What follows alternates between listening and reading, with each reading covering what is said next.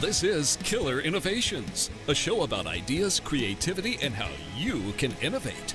Welcome to the Innovator's Garage, where you learn to create your next game-changing killer innovation. One of the most common emails I get from listeners is around how to fight against all of the roadblocks and barriers to innovation. In this week's show, I'm going to address what are the 5 of the biggest barriers to innovation. Now, how do I come up with this list of 5? I didn't come up with it. This is actually coming from a study put out by Innovation Leader in partnership with KPMG. And they surveyed chief innovation officers from large companies all the way down to small companies. But I can tell you that the ones that they chose are ones that resonate with the constant questions I get. So we're going to walk through each of these 5, and then I'm going to share with you my thoughts on each one and what I would do to get around each of those barriers. So what are the 5 barriers? Let me give those to you up front, and we'll cover those throughout the show. First is politics, turf wars, no alignment. 55% of all innovation leaders within organizations define that as being the number 1 barrier to innovation. Number 2 at 45% is cultural issues. At number 3, 41% at inability to act on signals. Number 4 at 40% is lack of budget. And number 5 at 35% is lack of strategy, lack of vision. So, let's walk through all of these. Again, I'll share with you my thoughts on each one and what I would do within my organization or in my previous roles to get around those. Now, some of this may not apply to you. Things I'm going to suggest just won't work in your organization. That's fine. Just use it as an input as you think through how do you get around all of the speed bumps, the friction, the sands in the gears that prevent you, your team, your organization from being successful in innovation. So number 1, politics, turf wars, no alignment. Now, this tends to get manifested highly by the fact of who gets credit. Who is going to get credit for the innovation?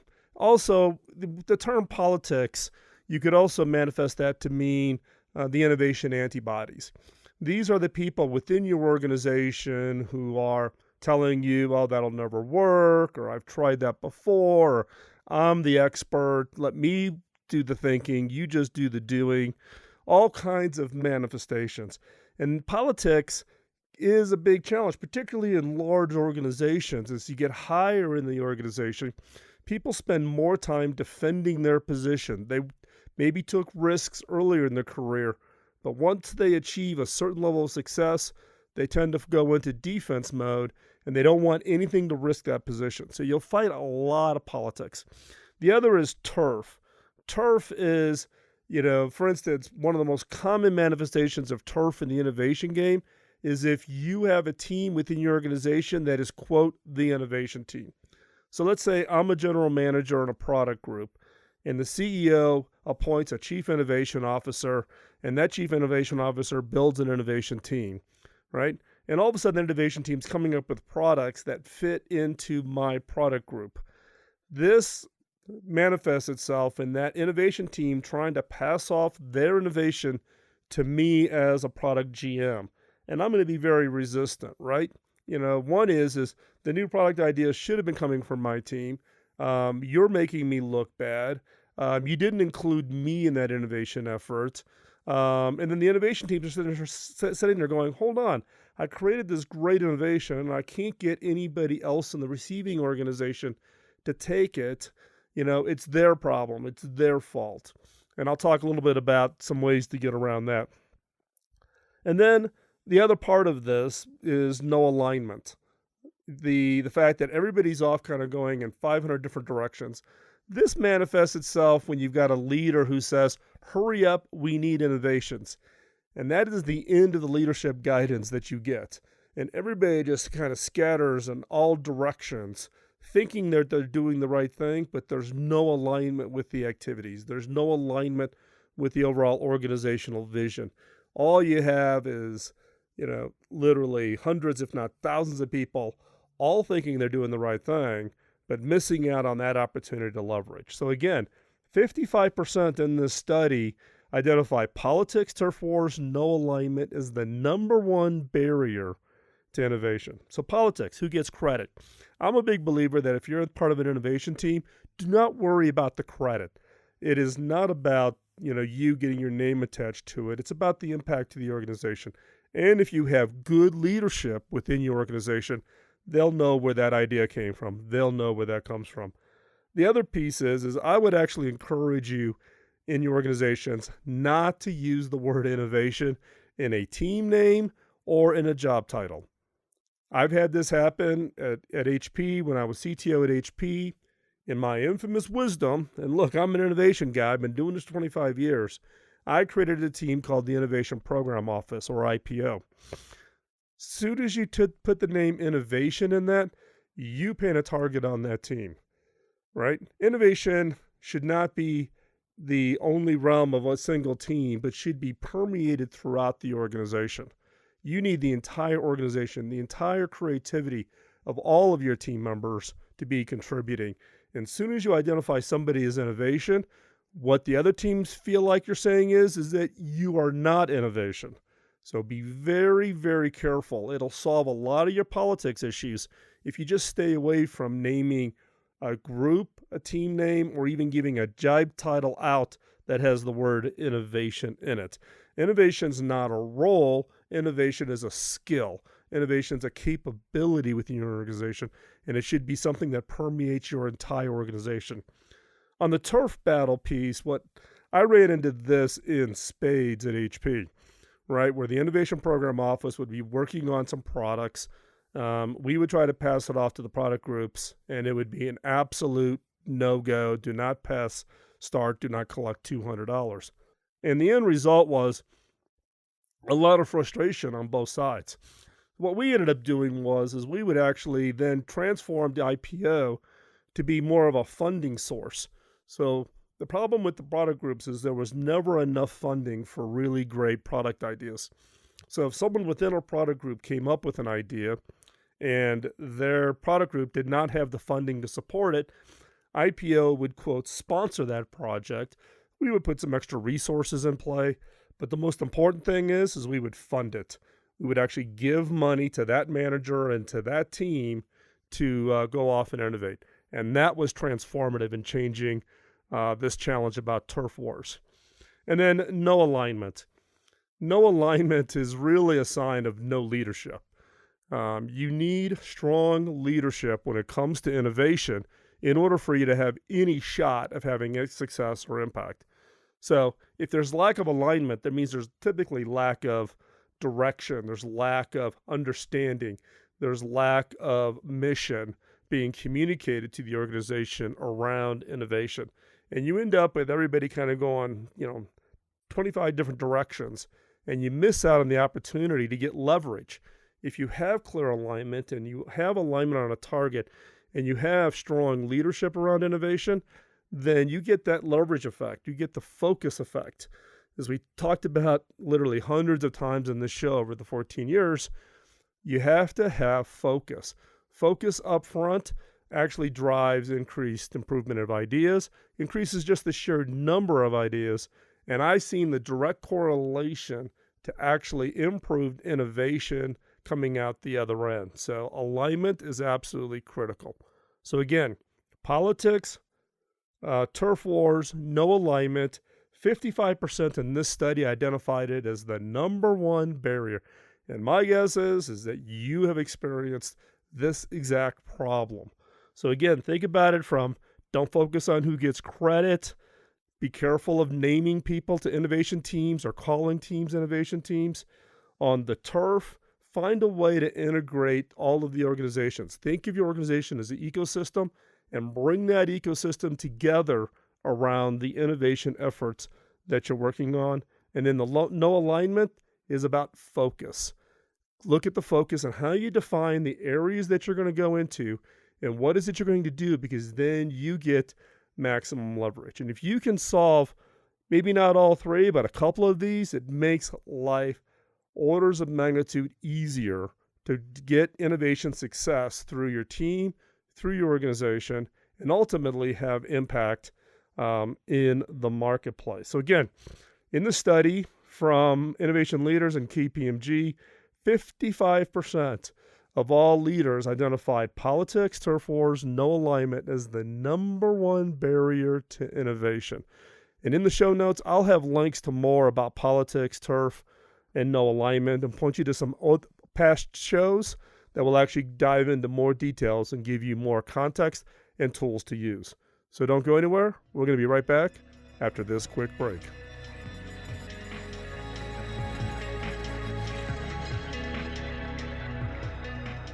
Welcome back. Let's continue our conversation on the 5 of the biggest barriers to innovation. In the last segment, we covered politics, turf wars, and no alignment. What we're going to talk about now is about culture.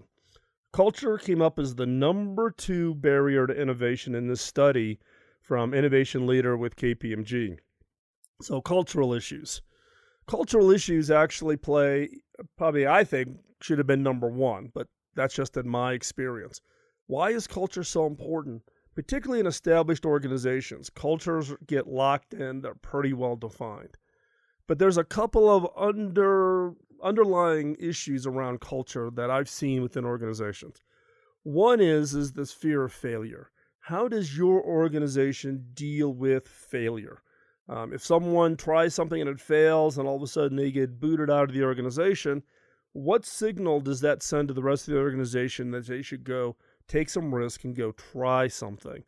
The other is a willingness to experiment. Will you even have an opportunity to pitch senior leaders and get support and maybe a little bit of money and free up a little time in your schedule in order to go experiment and try something new? While a lot of leaders will say innovation's important and innovation has somewhat become a buzzword in the marketplace today, this becomes the challenge of, does the culture support trying and failing? Because if you are really pushing the envelope on innovation, you need to be very comfortable with an 80 to 90% failure rate. And let me tell you from experiences, CEOs do not typically have the fortitude to watch and encourage 90% failures. That's not how they got to the position they're in. They had some successes in their career, and that catapulted them into the role they're in. So all of a sudden you're saying, no, you need to be comfortable with a very high failure rate. Most leaders do not have the fortitude. And in fact, what I've done, and I've talked about this in a show, and I'll go back and find it, and I'll link it into the show notes, around going stealth. Go dark, go deep. Don't stand up and shout about your projects, because then you're just painting a target. One of the things to get around the culture is, in some cases, do it behind the curtain. Don't be out there talking about it. Go stealth. Find a way to do the experiment to where you're not in the spotlight within your organization. Now, how do you fix culture on a long-term basis? Well, stealth is one way to do it, but you're really not fixing it. You're working around the culture. The way to fix the culture is to get the leadership to identify what core values do you need to have in your organization to encourage innovation. What are the core values? One is this the core value of experimentation. Go try things. Try them out. Don't do the same thing the same way for an extended period of time. Be willing to change. And there's a previous show I talked about on core values that encourage innovation. I'll put a link into that. The other is if you identify the core values that you want your organization to be focused on to support innovation, put them in every person's performance review. It's one of those things where you can go talk about it. You can print them on a poster. You can hang them on the wall. You can talk about it in an all-hands meeting. But unless you're going to reward people for acting in the right way, they will tend to roll back to the way that they've always operated.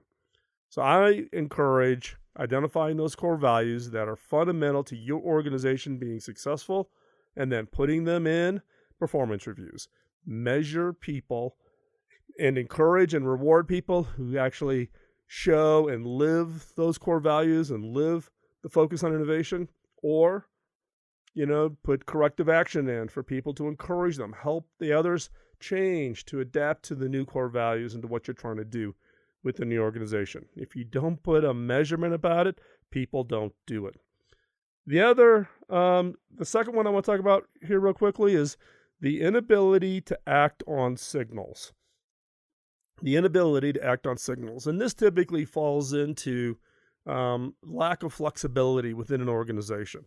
You see a new opportunity or you see a risk on the horizon that's going to impact your organization. How do you react? Well, if you are fully committed your budget, you have fully committed your headcount, and you have no flexibility to start a project, guess what? You're waiting for the budget cycle to get something approved. And that could be 6-9 months from now, and you're basically not able to get started. The other is do you have a mechanism to identify weak signals?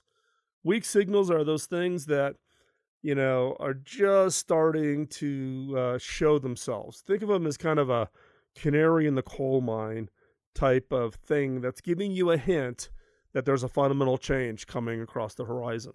Lots of organizations will dispel those weak signals because they can rationalize them away. If you want 2 examples, Kodak and Nokia. Kodak, oh no, we tried digital pictures, the quality is not good enough. Film will always be the premier means of taking photographs. And I don't know about you, I still have my film camera here in my studio. I haven't shot a picture on it in probably 7 or 8 years. Nokia, the same thing. Phones, oh no, we're the king of the hill.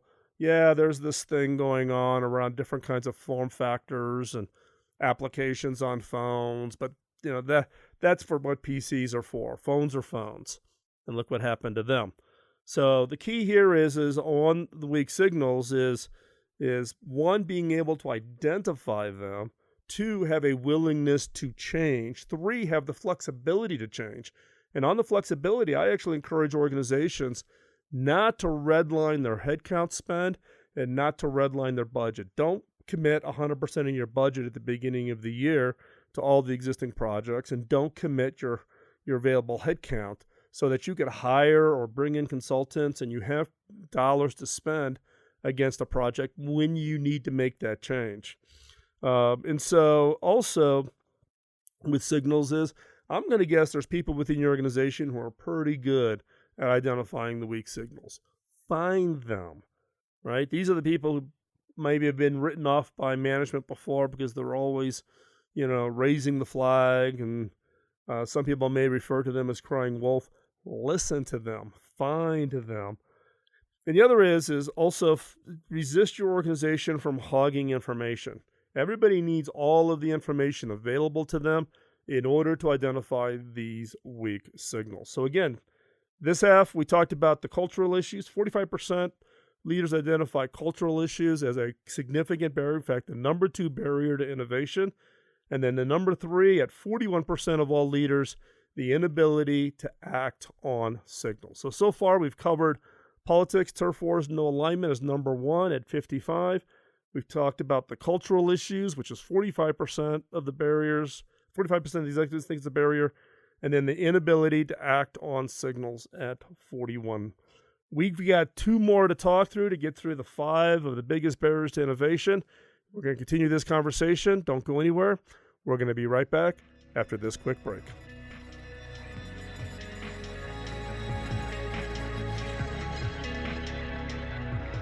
Welcome back as we continue our conversations of the 5 of the biggest barriers to innovation. Now, this list came from a survey from Innovation Leader with KPMG, and this is the 2018 survey. They've actually been doing this survey for quite a while, and there's actually a lot of innovation surveys that are being put out in the last handful of years.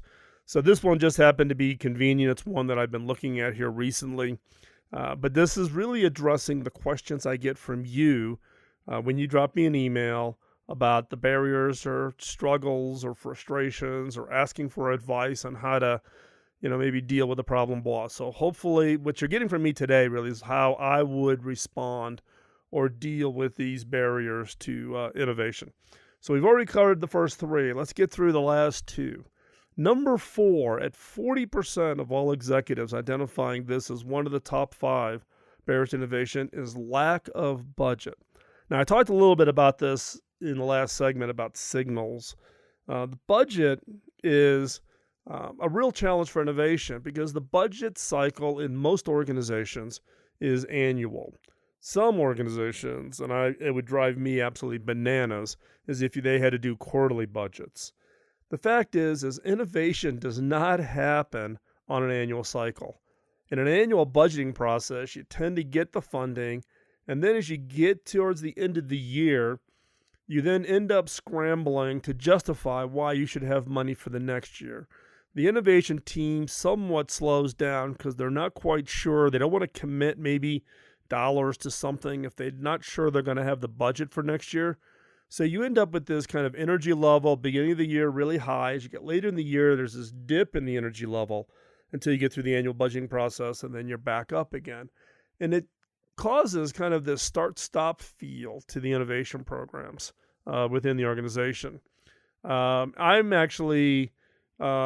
We've been experimenting with doing what we called trended spending. So we look at innovation teams and we look at projects and we look at historical spend, and we look to give as much confidence to the teams that trended spending is not going to vary, and giving leaders enough flexibility as projects are winding down that actually frees up dollars for them to put onto other projects. So budget is one of those annoyances. It's an artifact of corporate structure, particularly if you're a public company and you got to do quarterly results and end of year results, that does not really align or is supportive of the innovation effort. In addition to that, you run into what I call the rule of 18, and I've done multiple shows and there's multiple blog posts over at philmckinney.com on this.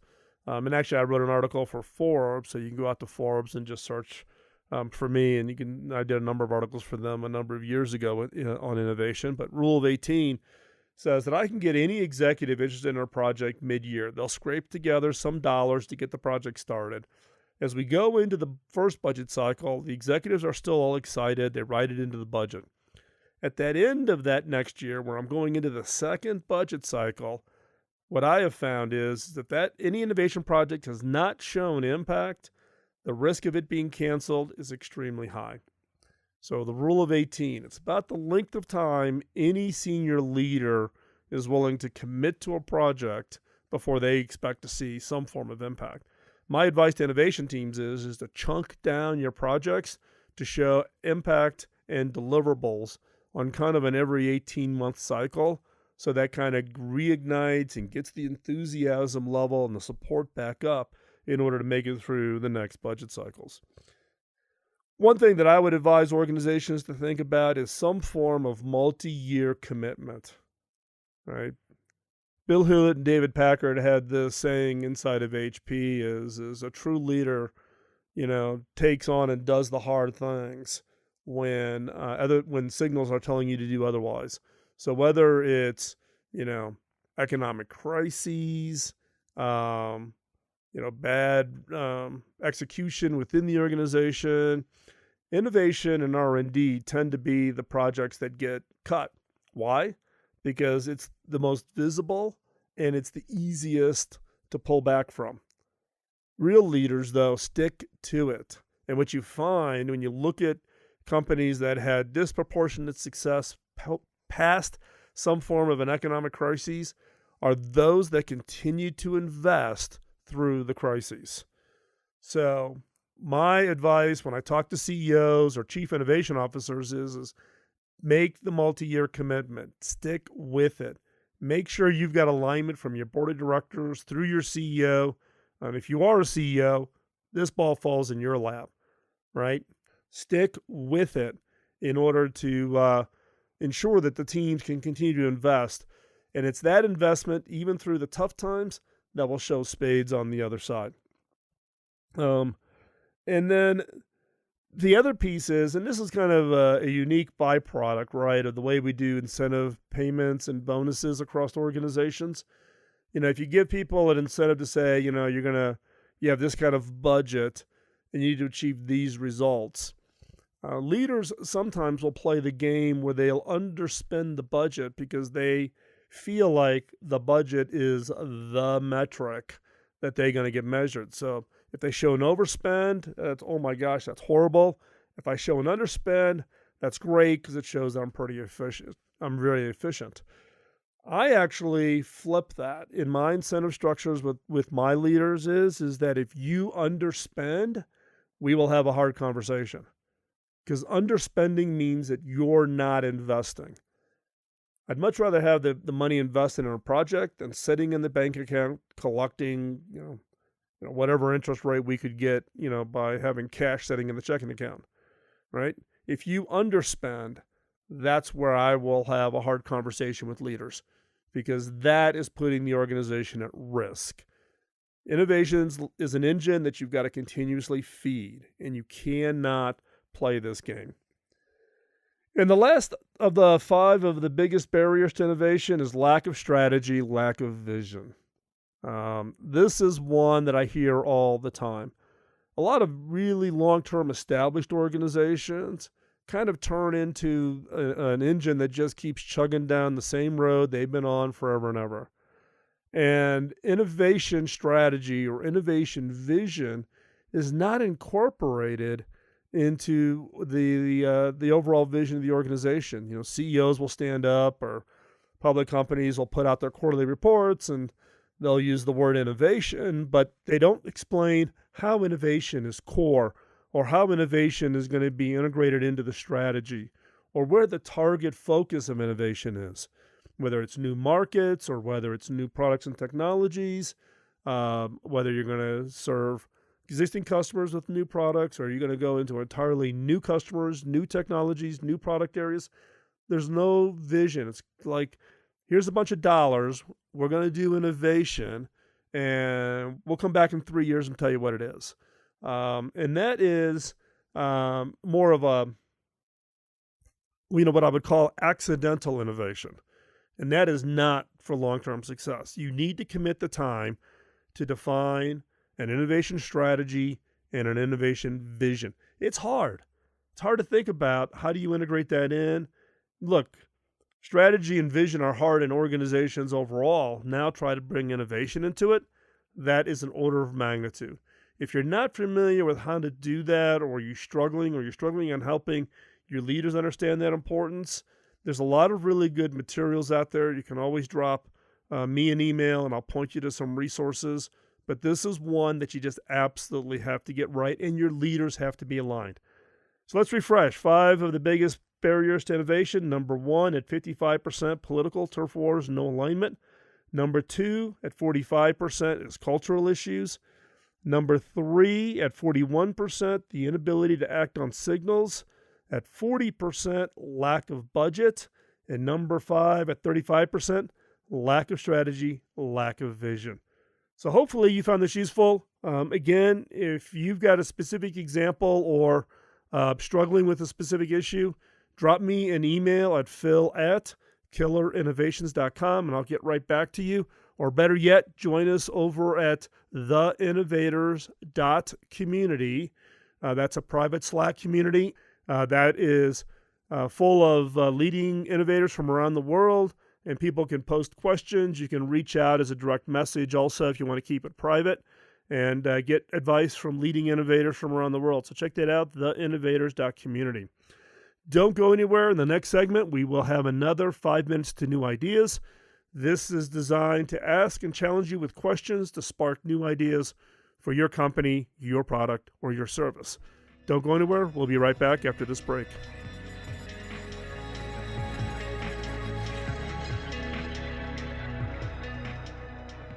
This segment of the show I call 5 Minutes to New Ideas, designed for the creative mind looking for that next great idea. Each episode will challenge you to think differently about yourself and your business by asking unique, funny, and sometimes crazy questions. Get your notebook out and be ready to uncover that game-changing idea. Here is 5 Minutes to New Ideas. Do you have a digital twin? The concept first formed on consumer sites like Yelp, but it's becoming a catchphrase in marketing and sales. The idea is that dedicated users of sites like Yelp eventually notice that there are other users whose taste, interest, and favorites match their own. These digital twins do not know each other in the traditional way. They most likely never communicate directly with each other, but a link forms as one person realizes that the other seems to like or dislike the same brands that he or she does. Both twins' tastes align across a number of sites.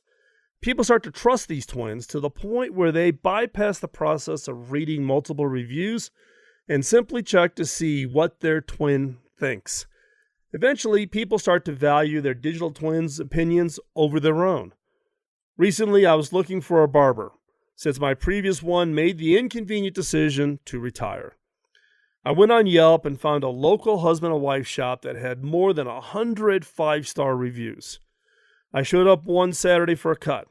Sure enough, the line was out the door, but the service was great. Now, I've never met any of these reviewers, but my instinct was to trust the collective voice of the group. This is a huge change from the old days when I have gone into work and asked my buddies in the office for a recommendation. The power of the anonymous point of view has been amplified, and it's incredibly hard to control. Customers used to be much more influenced by sales guys and making the big purchases, but now an individual can walk into a store already sold on what brand item they want, and even if an item has no real experience with or knowledge about. So what's the end result? There's been a huge swing in influence. The individual voices of happy or dissatisfied customers has been amplified, way beyond the power of an individual voice in the pre-internet era. Brands have lost some of that control, and advertising or sales reps are losing their ability to influence the sale. This is a huge shift from how people used to be swayed in making their buying decisions.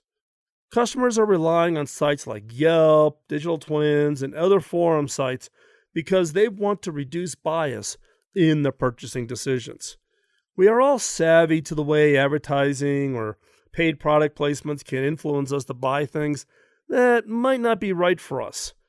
We weigh our purchasing decisions more heavily towards those anonymous voices because we think that doing so will help us to make better decisions.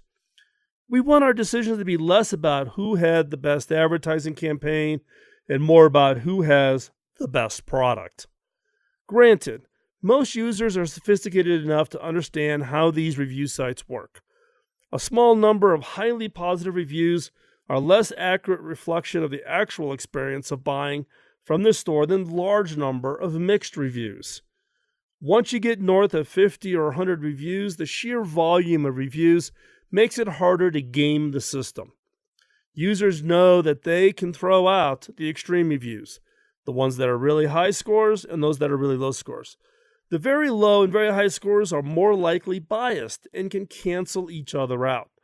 Once these extremes are gone, you are left with a more meaningful and somewhat less corruptible medium review. The key elements of using digital twins is to find that one person who is so central to a network that they sway the opinions of others. Or perhaps, more interestingly, explore how you can replicate the experience of a digital twin in a more controllable, less organic state. How can you give your users the feeling that your product is approved of and supported by someone whose taste is trusted by the crowd? Digital twins are the next logical progression from using celebrities to promote products. These anonymous voices can become highly targetable and very localized micro-celebrities who have a sense of authenticity that comes from the social media they use. So how will you use them to your advantage? Ask yourself the questions. What is the process used by my customer to discover my product? That's a hard question. What is the process used by my customer to discover my product? Do you really understand what is influencing your customers today? And don't stop there. Dig deeper by asking, how are your customers influenced to buy your product? What are the influences that they're focused on that influence that decision? And how will your customers discover and select your product in 5 years? If you try to fix it for today, you're going to miss the window of opportunity. Where are your customers going? How will they be influenced? And how could you get your customer to buy your product if you stop paying commissions or buying advertising? This question really is focused on you throwing out that typical dependency of commission and advertising. If the salespeople and advertising have less influence, you better start thinking about how you're going to get your customers to buy your product with no commission and no advertising. Now, challenge yourselves to think differently. Challenge the assumptions of how customers will buy your product in the future. I'm Phil McKinney, and thanks for listening.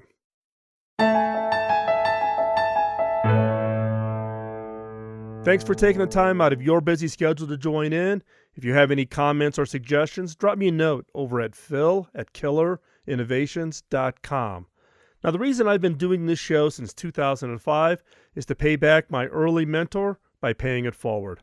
My first mentor, Bob Davis, invested an immense amount of time in training and coaching me, which had a major impact on my career. When I went back and asked him how I could pay him back, he just laughed and said I couldn't. I had to pay it forward.